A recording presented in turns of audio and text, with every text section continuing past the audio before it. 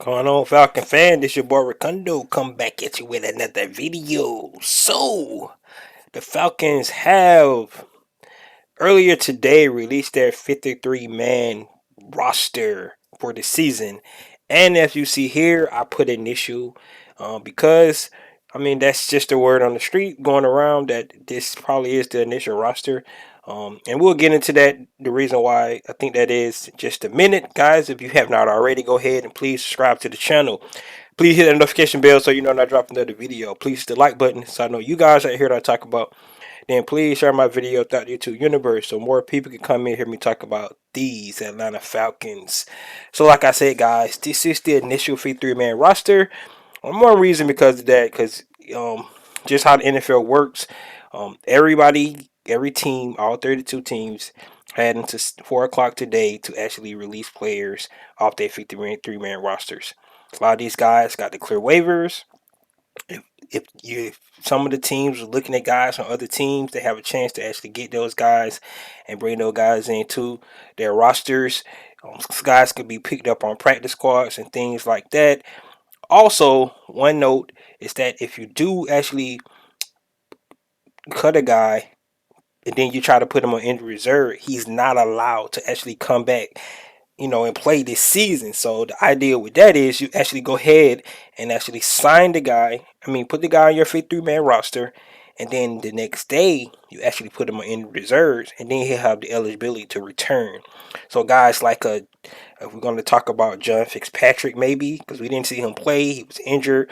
A guy like Marlon Davidson, those guys could be actually put on the 53-man roster, then put on the IR with they'll probably be able to return this season. But with doing that, you can actually bring some guys back that you might have cut, that you thought that you liked these guys. They was right on the edge, but you didn't think that they was going to get picked up by another team. So you're taking that gamble and you actually cut those guys, and hopefully you can bring them back if you decide to do that with some of these guys on the IR. Not saying that's going to happen. We just have to.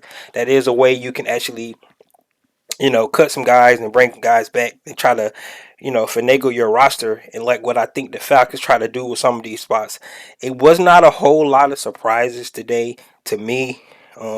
Come guys, you could see what I thought they might have been on the boat anyway. But let's just go real quick and talk about this. The Atlanta Falcons initial 53-man roster. Not going to talk about a whole lot because I know you guys already seen most of these guys. You guys been going out, putting your roster projection down all throughout the last week or so, thinking who you thought was going to actually be on this roster. So have I. So we're not going to get in too much detail, but they kept two quarterbacks. We know who the two quarterbacks were. They kept five running backs to include Keith Smith, the fullback, right? So that's not a surprise. We knew guys like Quadri Allison, Caleb Huntley. It was going to be tough for those guys to make. We already talked about the reasons why. Um, Now it's going to be going to be interesting to see if Quadri Allison actually get picked up by another team. He could, because he did have a great preseason, and that's the chance you take when you cut a guy that been playing so well in the preseason. He might have caught the eye of another team. All right, we kept four tight ends. Surprising, Felipe Franks was one of the four tight ends we kept. So we kept two blocking tight ends, John Fitzpatrick, the rookie that we drafted. Like I said, we haven't seen a lot of him, but he was recovering from an injury. Parker Hesse, of course, Kyle Pitts.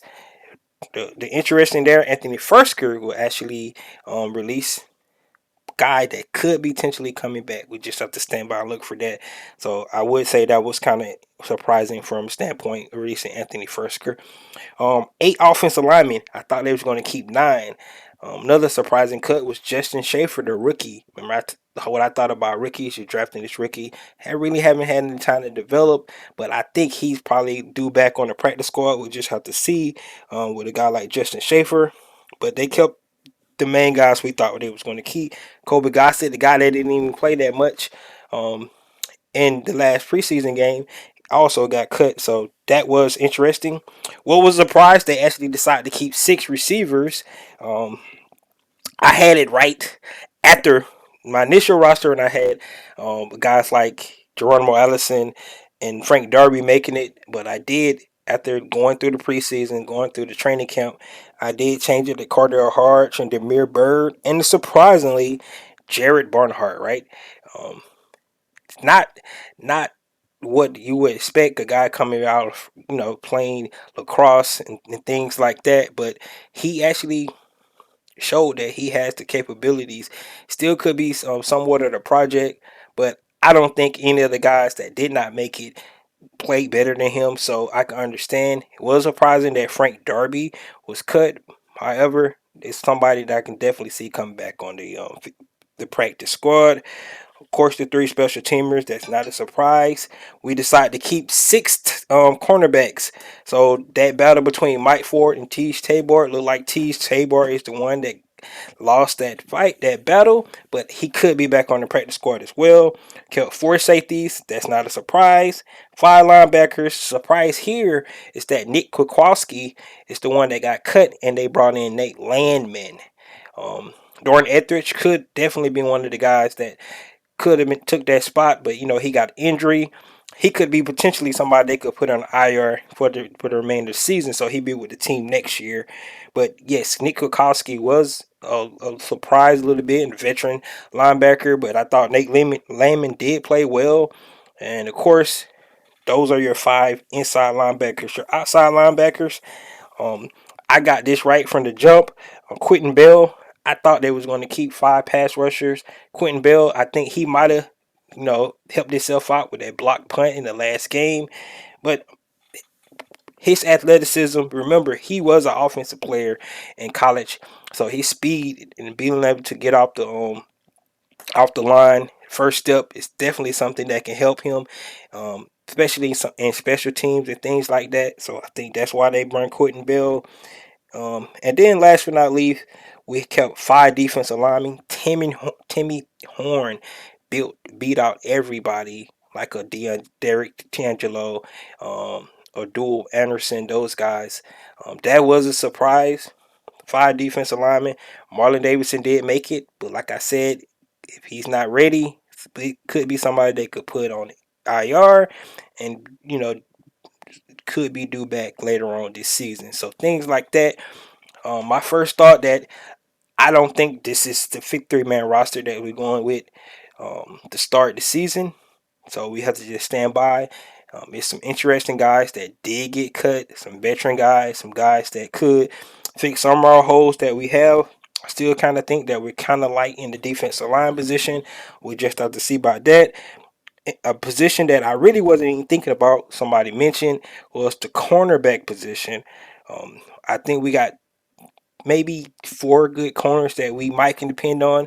I'm going to say that with an asterisk beside D. Alford, because we just seen him um, show some things in preseason and camp and stuff like that. So really just three. However, I don't know how ready Isaiah Oliver is going to be. If we look in our division, it's a lot of tough receivers that we're going to go up against, especially that first game. We got pretty good receivers and against the Aints, so things like that. So kind of concerned about the DBs, but I think if we all can stay healthy in the backfield, I think we're going to be good. The one thing they're interested, they kept six receivers, six cornerbacks. Um, like I said, eight offensive linemen.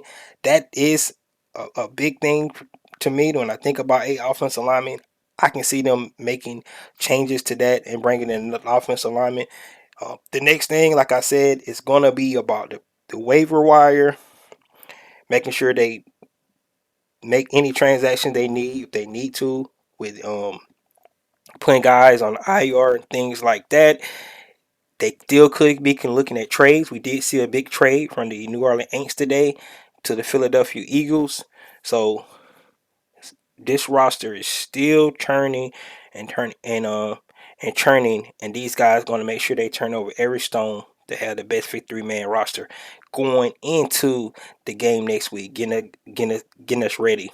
I do believe that it should be done by this weekend, because you want to have your game plan, getting everything ready for the Aints starting next week. So by Friday, Saturday time frame, hopefully this roster be set at least for week one.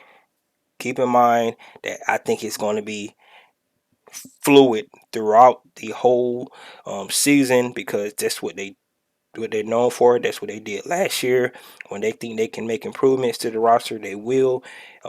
So those guys from 48 to or 49 to 53, um, be on the lookout, because you could be somebody that potentially could be cutting and make room for in the practice squads and things like that. Some of those guys that got cut, like I said, at the end of the day, it's a number of games. We knew the running back room was real deep. It's gonna be hard for a guy like Quadra Allison, a guy like Caleb Humbly to make the squad. A guy like Justin Schaefer, who I believe, a rookie, definitely needs development. Bad thing for him, but I'm definitely think he's gonna be back on the practice squad. So overall, guys, I'm pleased. Like I said, no surprises really today for me with this 53-man roster. I really definitely want to know what you guys think about the first, um, you know, look at this 53-man roster and what you think. Do you think we have some weak areas that we need to improve? Um, And then, guys, it's almost time, right? We got to start talking about the game, getting ready, and get ready some game plans.